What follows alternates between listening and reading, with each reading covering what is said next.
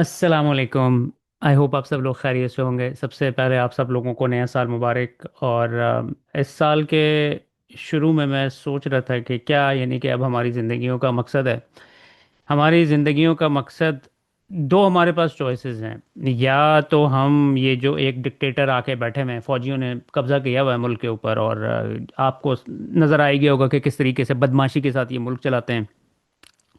तो या तो हम जो है गिव अप कर जाएं, क्योंकि ये लोग जो हैं यही उम्मीद लगा के बैठे हुए हैं कि इवेंचुअली जो है ना ये गिव अप कर जाएंगे और हमारे सामने सजदा रेज हो जाएंगे। तो आप सब लोगों से मैं यही कहना चाहूँगा कि हमें जो है वो स्ट्रगल करनी चाहिए। और अब आप सोच लें कि इस तरह की ज़िंदगी गुजारने से बेहतर है बंदा स्ट्रगल करते हुए अपनी उसकी ज़िंदगी ख़त्म हो। और हमें नहीं पता कि अब इसको कितना टाइम लगेगा, क्योंकि ये तो बड़े लंबे प्लान बना के बैठे हुए हैं, और ऊपर से आपको पता है कि जो सुपर पावर्स हैं इस वक्त दुनिया की, वो भी उनको फुल सपोर्ट कर रही हैं। तो लेकिन बात ये है कि हमने इसी सदी के अंदर काफ़ी सारी इस तरह के सिनेरियोज देखे हैं। आपने वियतनाम देखा है कि किस तरीके से लोगों ने जब स्ट्रगल का फैसला कर लिया है तो वो आखिरी हद तक उन्होंने उनके साथ लड़ा, और इवेंचुअली जीत लोगों की हुई है। तो इंशाल्लाह होपफुली ये साल पाकिस्तान के लिए बेहतर होगा। पिछले 2-3 साल तो डिज़ास्ट्रस ही रहे हैं। और मेरे सामने हुए सानहे, क्या कहने, मुझे होश था, मैं खामोश था। क्या कहने। मेरे सामने हुए सानहे, मुझे होश था, मैं खामोश था। मुझे बेकसूर न मानिए, मेरा दोष था, मैं खामोश था। एनीवेज, तो एज़ यूजुअल हम सोहराब बरकत साहब के साथ स्टार्ट करते हैं। उन्हें आज जेल में 35 दिन हो गए हैं। शाकिर महमूद अवान साहब कहते हैं साल 2025 सहाफ़ियों के लिए बेहतरीन साल रहा। 5 सहाफ़ियों को कत्ल, 6 को गिरफ्तार और दर्जनों सहाफ़ियों पर मुकदमात दर्ज हुए, दर्जनों बेरोज़गार हुए। Council of Pakistan newspaper editor ने 2025 की रिपोर्ट जारी कर दी। आगे कहते हैं सोहराब बरकत के लिए गुज़रा साल आजमाइशों, जिद्दोजहद और सब्र की एक तवील दास्तां था। कभी रास्ते मुश्किल हुए, कभी हौसले आजमाए गए, मगर हम रुके नहीं, झुके नहीं। आज वक्त है माजी की तलखियों को पीछे छोड़कर उम्मीद के चिराग जलाने का, सच के साथ खड़े रहने का और हक की आवाज़ बनने का। ये नया साल हमें सिखाए कि खामोशी नहीं, जुर्रत हमारा रास्ता है। मायूसी नहीं, यकीन हमारी ताकत है। और खौफ नहीं, अज़्म हमारी पहचान है। आइए अहद करें कि सच नहीं छोड़ेंगे, जुल्म के सामने नहीं झुकेंगे और उम्मीद का दामन कभी नहीं छोड़ेंगे। ये सिर्फ नया साल नहीं, ये एक नई शुरुआत है। शाकिर महमूद अवान साहब को मैं कोई इतना पर्सनली नहीं जानता हूँ, लेकिन मैंने नोट किया है, और पिछले काफ़ी जब से ये फैशिस्ट रजीम हमारे ऊपर मुसल्लत हुई है उस वक्त से ये लोग जो है ना, ये सहाफ़ी हजरात इस तरह के जो कि स्ट्रगल कर रहे हैं, अब आपको पता है इनके ऊपर भी केसेस बना दिए गए हैं जिनको अब ये आने वाले दिनों में फेस करेंगे। तो अल्लाह ताला उनके लिए आसानी पैदा फरमाए। अच्छा जी, ये ख़बर जो है शहबाज गिल साहब ने ब्रेक की थी कल, और उनके मुताबिक कैप्टन इमरान अली साहब हैं, इनका कोर्ट मार्शल की कार्रवाई का आगाज़ कर दिया गया है। किस वजह से किया गया है?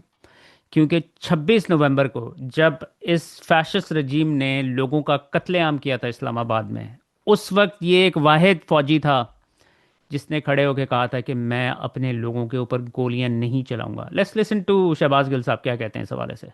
हैं जी। आगे बहुत बड़ी खबर है, ये राजपूत साहब की खबर है। और वो ये कहते हैं, इसरार राजपूत साहब, उन्होंने ये खबर दी, बाद में उनसे ये डिलीट करवाई गई खबर, लेकिन खबर आपके सामने रखने बहुत ही मेजर है। कैप्टन इमरान अली के खिलाफ कोर्ट मार्शल की कार्रवाई जल्द मुतवक्के या जल्द शुरू। जराये के मुताबिक मिलिट्री, ये रावलपिंडी नुमाइंदा खुसूसी, मतलब जाहिर है किसी अखबार किसी चीज के लिए उन्होंने फाइल की, जो उन्होंने ट्वीट कर दी बाद में। जराये के मुताबिक मिलिट्री कोर्ट ने नज्म जब्त की खिलाफवर्जी के इल्जाम में मतलूब करार दिए गए संगीन गद्दारी के मुर्तकिब कैप्टन इमरान अली के खिलाफ कोर्ट मार्शल की कार्रवाई का आगाज कर दिया।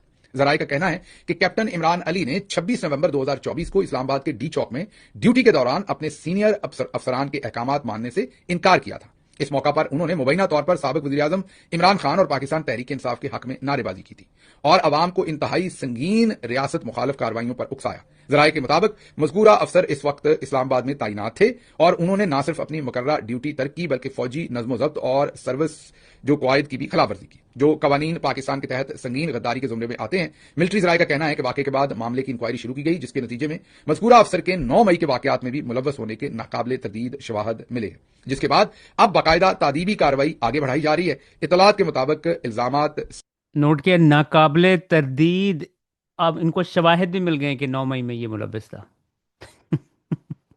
जिस मर्जी के ऊपर 9 मई के वो डाल के जो है उसको ये अंदर कर देते हैं। साबित होने की सूरत में मुतल्लका कवानीन के तहत सख्त कार्रवाई की जा सकती है। अब ये शदीद संगीन गद्दारी के मुर्तकिब कैप्टन इमरान अली जो है वो उनके खिलाफ कोर्ट मार्शल की बात है। कह रहे हैं कि अभी ISPR का बाज़ाब्ता इसके ऊपर मौक़िफ़ नहीं आया। अब जो सारी सूरत हमने आपके सामने रखी है उससे पता ये चल रहा है कि 26 नवंबर को जब लोगों के सरों में गोलियां मारी गई, इस खबर के मुताबिक ये खबर ये क्लेम कर रही है कि कैप्टन इमरान अली ने इनकार किया लोगों को गोलियां मारने से।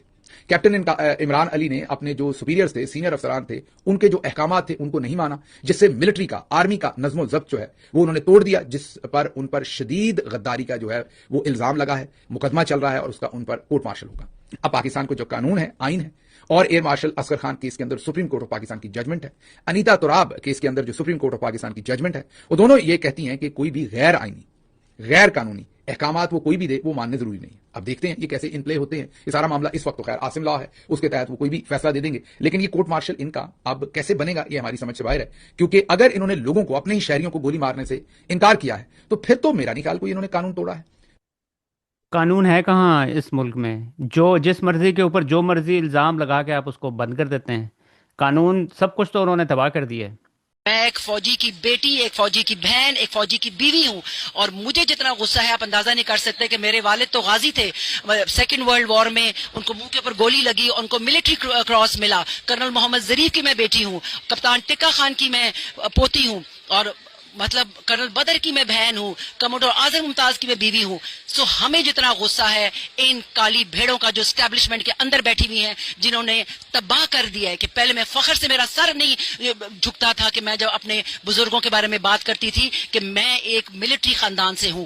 अब मुझे ये कहते हुए शर्म आती है कि हमारे जो बुजुर्गों ने जो कुर्बानियां दी और उनके जो फॉलोअर्स हैं वो इतने काले करतूत और इतने घटिया हैं, इतने घटिया हैं कि वो अपने मुल्क को भी बेच रहे हैं। ऐसे जराइम पेशा लोगों को हम पे मुसल्लत कर दिया है। अल्लाह की लाठी बेआवाज है। अल्लाह ने जैसे एक्सपोज किया है इमरान खान के थ्रू इन सब काली भेड़ों को, वो दिन दूर नहीं कि मुकाफाते अमल इधर पाकिस्तान में ही होगा, दुनिया में ही होगा। उसके बाद ये ट्रक आप देखिएगा, ये आई डोंट नो कि आपकी नज़र से गुजरा है नहीं गुजरा, ये वाला ट्रक काफ़ी सोशल मीडिया के ऊपर सर्कुलेट करता रहा है। ये यूके में है और उसकी वजह से ऑब्वियसली आपको पता है कि वहाँ पर कितनी बड़ी पाकिस्तानियों की आबादी है और फिर सोशल मीडिया के ऊपर भी अब वायरल होता रहा है। तो आज किसी ने, अब मुझे नहीं पता कि किसने किया होगा, मेरे ख्याल में उसी ने किया होगा जिसने आदिल राजा और बैरिस्टर शहजाद अकबर के घर में अटैक किए हैं, उन्हीं की हरकतें लग रही हैं ये वैसे। उसके बाद अब हम आ जाते हैं आज का जो सबसे ज़्यादा वायरल क्लिप था सोशल मीडिया पर इसकी बड़ी डिस्कशन हुई है, मेरी नज़र से गुजरा है ये, लेकिन मैंने इसको अभी तक देखा नहीं। मैं आप लोगों के साथ इकट्ठे देखूंगा कि नून लीगी और पीपल्स पार्टी के रहनुमा आपस में लड़ पड़े और उन्होंने फिर जिस किस्म की लैंग्वेज इस्तेमाल की है, लेट्स सी कि क्या कहा है उन्होंने। चल रहे तुम्हें नहीं पता, तुम्हारे घर घर में बेशरम आदमी, मुजरे वाले खानदान, तुम बेशरम आदमी हो, तुमको नहीं पता, तुम्हें पता ही नहीं है। ठीक, मैं आपको तमीज सिखाऊंगा कि आप साहब जरा थोड़ा सा मौका दीजिएगा, आप सब बात पूरी कर ले, आप सब बस एक गुफ्तगू पूरी हो जाए उसके बाद आप चाटने वाले हैं, आप टट पूछिए, आप जूते चाटते हैं।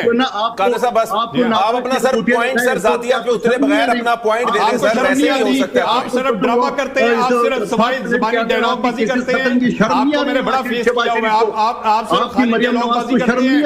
आप मुराद लेते हैं, मुराद ले रहे हैं, एक तो मुराद ले रहे हैं, ऊपर से मुनाफिकत कर रहे हैं। ये मुनाफिकत नहीं होनी, अब मुनाफिकत बर्दाश्त नहीं होनी हमसे। आप सब आपकी तरफ आता हूं, बस जरा गुफ्तगू पूरी कर ले। वन बाय वन आप 2 नंबर आदमी हैं, आप 2 नंबर आदमी हैं, आपसे बड़ा 2 नंबर पैदा नहीं हुआ कोई।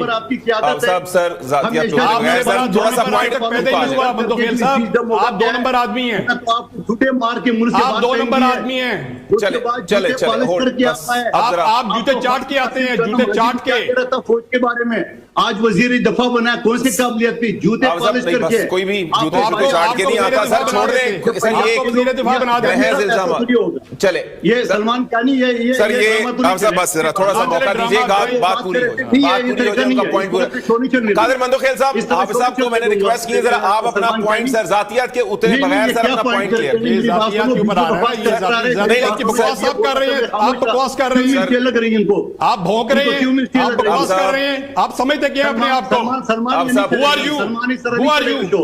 आप इस तरह समझते नहीं क्या अपने बोलने आप को? दो। अब साहब जरा इस तरह थोड़ा से सा मैं नहीं बोलने दूंगा किसी तहम्मुल को के समझ साथ, में आप साहब जरा थोड़ा सा तमीज मामला आदमी है, सलमान ये नहीं चलेगा आपको इस तरह। तमीज नहीं है, मैं आपको सलमान तमीज आप सिखाऊंगा इनको आगे। पता लगा दे। हाँ, इनको आप पता साहब लगा बस दे। उनका पॉइंट पूरा हो जाए। कादिर मंदोखेल साहब अपना क्विकली सर जातियत पे उतरे बगैर सर पॉइंट पूरा कर लें सर, ताकि हम प्रोग्राम की सर लाइन पे रहें। आप जंगली आदमी हैं, आप बेशर्म आदमी हैं, बेशर्म आदमी हैं आप साहब आपको शर्म नहीं आती? बेशरम तुम्हारा आप बाप साहब है। आप साहब ये बस बेशरम आदमी जातियात पे नहीं सर, हम साहब जातियात पे नहीं, आप भी ये कादिर बोल रहे मंदोखेल हैं साहब जातियात जातियात पे, पे मैंने कोई नहीं, जातियात पे बात नहीं जी, जी, मैंने कोई शर्म नहीं आ बस रही कोई जातियात पे ये नहीं सर। जातियात पे बहुत कर मैं इसके नहीं, ये इलाज कौन सा करूंगा तरीका है? इंशाल्लाह। सलमान मेरी बात चले सुनो। चले सर, आप सर अपनी बात कंप्लीट करें सर, आप अपना सर पॉइंट पूरा करें। इनको क्यों मिर्ची लग रही है? ये 2 नंबर जूते पॉलिश करने वाली पार्टी। ये तुम जूते दो नंबर जूते तुम पॉलिश करने वाले आदमी हो, बर्दाश्त करो ना, तो किसी और की बातें भी। 2 नंबर इंसान मैं हो, तो तुम अपनी reality पार्टी के भी पर- खिलाफ हो, तुम अपनी पार्टी की पॉलिसीज के भी खिलाफ हो, मैंने ज्यादा की तुम बात अपनी नहीं की है पार्टी ना। की भी पॉलिसीज के खिलाफ हो, तुम मुनाफिकों की तरह तुम्हारी शक्लें, अपनी पार्टी की भी पॉलिसी के खिलाफ हो, चेहरे में तुम मुनाफिक तुम तो लग रहे अपनी हो, पार्टी के भी गद्दार हो, बंदर की तरह। तुम अपनी जैसे पार्टी के भी बंदर गद्दार हो, लग रहे हो, उसी तरह तुम भी बंदर तुम लग रहे अपनी हो। पार्टी के भी गद्दार हो, समझे? मेरी पार्टी में मुझे फख्र है, आप तुम्हारे अपना तरफ पॉइंट जो लोग- कादिर मंदोखेल साहब अपना पार्टी का गद्दार हो, तुम पॉइंट मुनाफिक आदमी हो। पॉइंट कंप्लीट करें जी जी जूते कादिर पॉलिश करके हिंदुस्तान के एजेंट, माजी में तुम मोदी के यार थे, मेरी बात सुनो, तुम्हें नहीं पता जूते पॉलिश करके पाँव पड़ के समझ इसका इसके मुंह में लॉलीपॉप डालेंगे तो ये चुप करेगा सर, बस सर, हाँ, बस लॉलीपॉप point, डालेंगे, सर। तुम्हारा मुंह में जो ना Point, लॉलीपॉप डंडा डालेंगे। कादिर मंदोखेल साहब आप सर तुम्हारे पॉइंट मुंह में अपना डंडा सर डालूंगा। आपस में जातियात को छोड़ के सर कुछ तुम्हारे के लिए सर नहीं, अपना नहीं, point सलमान बेगैरत ने आदमी प्रोग्राम हो, के आप बेगैरत एजेंडा आदमी में हो, रहते हैं सर। आप बेगैरत आदमी हैं, आप बेगैरत आदमी हैं, आपको शर्म नहीं आती। अपनी उम्र को देखो और अपनी शर्म याद करो थोड़ी सी। जब ये बात कर रहा था मैं खामोश बैठा हुआ था, ठीक। पंजोता साहब बात कर रहा था मैं खामोश बैठा, जब मैं बोला तुमको मिर्ची क्यों लगी? नहीं तुमने नहीं बार बार मेरा नाम यही लिया, बात आपने बार बार अपनी गुफ्तगू में मेरा नाम लिया, मैं इसलिए बोला हूँ। ले जी, ये आज आपको पता है कि वो जो खैबर पख्तूनख्वा के चीफ मिनिस्टर के जो स्पोक्स पर्सन है शफ़ी मोहम्मद साहब, उनके ऊपर आज कल से बल्कि जो है ना बड़ा क्रिटिसिज्म हो रहा था, क्योंकि आपको याद होगा कि अज़मा बुखारी साहिबा ने जो चीफ मिनिस्टर जब आए हैं इधर लाहौर, तो उन्होंने कहा था कि ये जंगली आ गए हैं, जंगलियों को लेके आ गए, यानी कि केपीके के लोगों को जंगली कह रही थी। तो वो इवन दो कि शफ़ी मोहम्मद साहब यूजली जो है बड़े ही कूल एंड काम और बड़े लॉजिकल तरीके से बात करते हैं, आई गेस कि उस वक्त वो ना गुस्से में उन्होंने कह दिया कि अज़मा बुखारी को जंगली बहुत पसंद है, तो हम इधर से भेज देते हैं 2-3 जंगली उनके लिए। तो उस स्टेटमेंट को लेकर जो है ना ये पीपल्स पार्टी वाले और नून लीग वाले और सारे मीडिया वाले जो है ना उनको क्रिटिसिज्म का निशाना बना रहे थे। ठीक है जी, और उसी दौरान ये माशाल्लाह से एक वीडियो आ गई है जो एक बंदा उसको कहता है इसके मुंह में लॉलीपॉप डालो, दूसरा कहता है इसके मुंह में डंडा डालो, और और फिर उसके बाद जो है आई गेस कि मैं आपके सामने कुछ स्टेटमेंट्स रख देता हूँ इस हवाले से, फिर इस बात को आगे लेके चलते हैं। नईम पंचोता साहब जो कि उसी प्रोग्राम में बैठे हुए थे, कहते हैं मैं इसलिए मुस्कुरा रहा था कि ये इनकी असलियत है, इक़्तिदार की खातिर बेचारे इकट्ठे बैठे हैं। एक कहता है तुम पार्टी पॉलिसी की खिलाफ वर्जी कर रहे हो, यानी पार्टी पॉलिसी एक दूसरे को चोर नहीं कहना है। समीना पाशा साहिबा कहती हैं चलें भाई सब आ जाएं, अखलाकियात की क्लास शुरू हो चुकी है, आकर नून लीग और पीपल्स पार्टी से तमीज़, तहजीब और गुफ्तगू का सलीका सीखें, असली और खालिस अखलाक तमाम लिबरल से मंजूर शुदा सीनियर तज्जियाकारों का पसंदीदा। अहमद बड़ाई साहब कहते हैं पीपल्स पार्टी और मुस्लिम लीग नून के बुज़ुर्गों की अखलाकियात की आला मिसाल, नौजवानों को चाहिए इन बुज़ुर्गों के अल्फाज याद कर लें, दानिश बड़ों के नज़दीक यही अखलाकी में आ रहे हैं। अब आप देखें ये अब ये चला है, किसी ने नहीं इसके ऊपर क्रिटिसिज्म किया, क्योंकि तल्लत हुसैन जो हैं वो तो इस बात को लेके बैठे हुए हैं कि उफ शफ़ी मोहम्मद ने कितनी वल्गर बात कह दी है। ठीक है जी, अब आपने वल्गैरिटी तो सुन ही ली होगी इस क्लिप के अंदर। मलिया हाशमी साहब कहते हैं नून लीग और पीपल्स पार्टी एक दूसरे को बंदर, बेशरम, जूता पॉलिश और दीगर खूबसूरत अलकाबात से नवाजते हैं। सारा कसूर इमरान खान का है कि 60 साल बच्चों को बदतमीज़ कर दिया है। अच्छा जी, फिर उसके हवाले से मैं एक दो चीज़ें आपको दिखाना चाह रहा था। अब आप ये देखें, इसने जो है कॉन्स्टिट्यूशन की किताब उठाई हुई है, आइन की किताब उठाई हुई है, और उठा के मिडल फिंगर दिखा रहा है ये बंदा। ठीक है, ये मिडिल फिंगर पता है किसको दिखा रहा है? कहता है कि आइन जाए भाड़ में। क्योंकि आपको याद होगा कि जो इमरान खान साहब को जब रिमूव किया गया, उन्होंने अपनी पंजाब की गवर्नमेंट ख़त्म की, वो तो समझ रहे थे कि सारे आइन के मुताबिक चलेंगे ना। उस वक्त इन्होंने फिंगर दिखाई है। अब आप अंदाज़ा करें, मुझे बताएं तलत हुसैन साहब ने इस हवाले से कभी कोई बात की है कि जी ये मिडिल फिंगर दिखा रहा है? उसके बाद फिर माशाल्लाह से अज़मा बुखारी साहिबा, उनकी आप लैंग्वेज आप चेक करें, मुझे बताएं कि आज तक किसी ने इनको इसके ऊपर क्रिटिसाइज किया है? मरियम नवाज के कपड़ों पे उस पे बात करने से पहले वो लोग गिरेबान के अंदर झांक के देखें, जिनकी अम्मियां कपड़े पहनना मुनासिब ही नहीं समझती। अब इससे ज्यादा मैं कुछ नहीं कहना चाहती। शुक्रिया।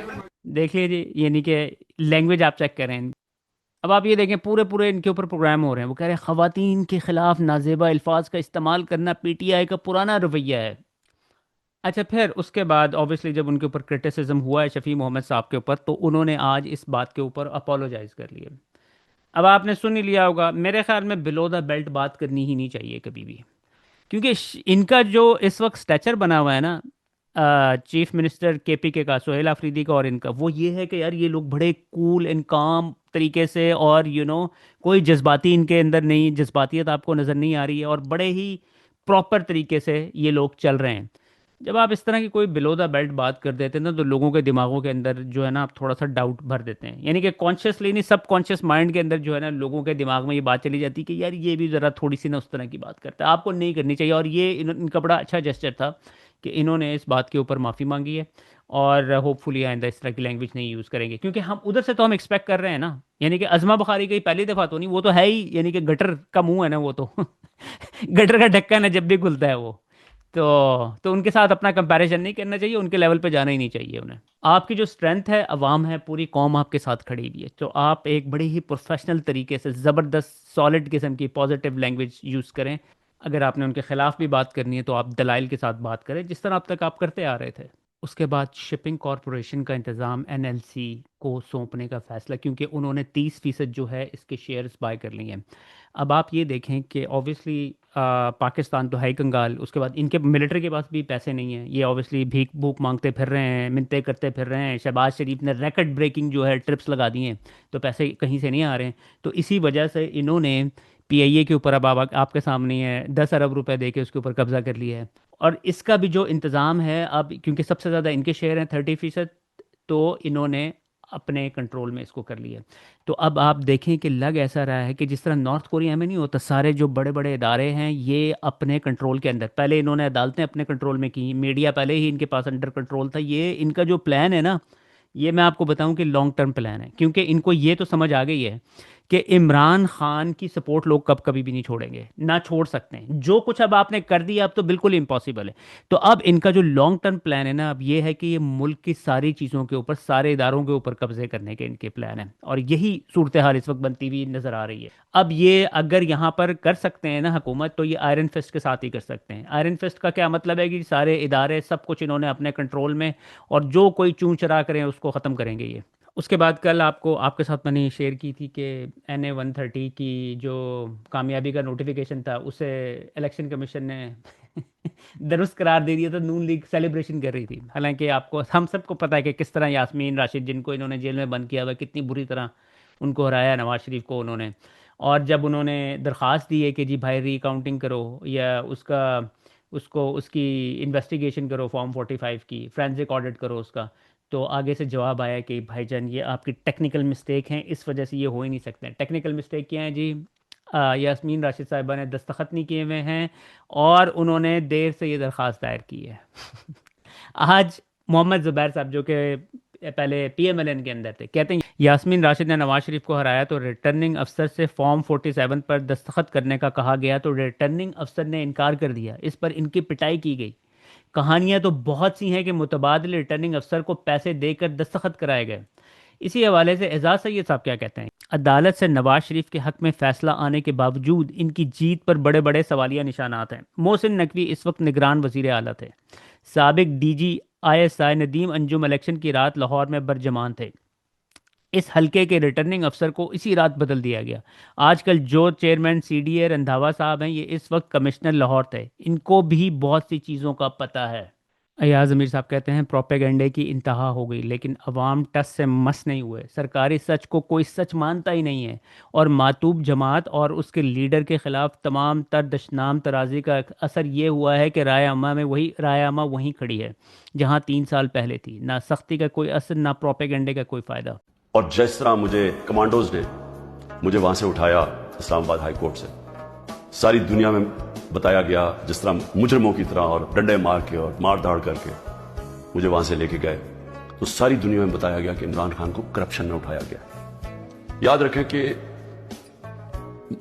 मुझे दुनिया जानती है क्रिकेट के जमाने से, और क्रिकेट के जमाने से जो दुनिया जानती है वो इमरान खान, जिसके ऊपर कभी लोगों के ऊपर मैच फिक्सिंग का आया, इमरान खान के ऊपर कभी किसी ने मैच फिक्सिंग नहीं कहा। और इमरान खान को क्रिकेट की दुनिया जानती है जिसने 200 साल क्रिकेट की तारीख में न्यूट्रल अंपायर लेके आया, कि वो अगर जीतना चाहता था तो ईमानदारी से जीतना चाहता था, अपने अंपायर साथ मिला के नहीं मैच जीतना चाहता था। और ये इस तरह मुझे जानती थी, इसलिए इज्जत करते थे। अब आप ये देखें कि सारी दुनिया में गया कि इमरान खान करप्शन पे पकड़ा गया। अब दूसरी चीज ये देख लें कि पाकिस्तान की तारीख का सबसे ज्यादा, अगर इन पाकिस्तानी कौम ने किसी को अपने पैसे से ट्रस्ट किया है, जिसको इत्मीनान है कि वो पैसे की चोरी नहीं करेगा, वो इमरान खान है। जितना पैसा मुझे दिया गया है लोगों ने अस्पताल बनाने में, अस्पताल चलाने में, दूसरा अस्पताल, तीसरा अस्पताल तो अब इंशाल्लाह कराची में बन रहा है, और फिर नमल यूनिवर्सिटी, और फिर ये अल कादर यूनिवर्सिटी, ये सारा लोगों के पैसे पे, क्योंकि लोग इत्मीनान करते हैं।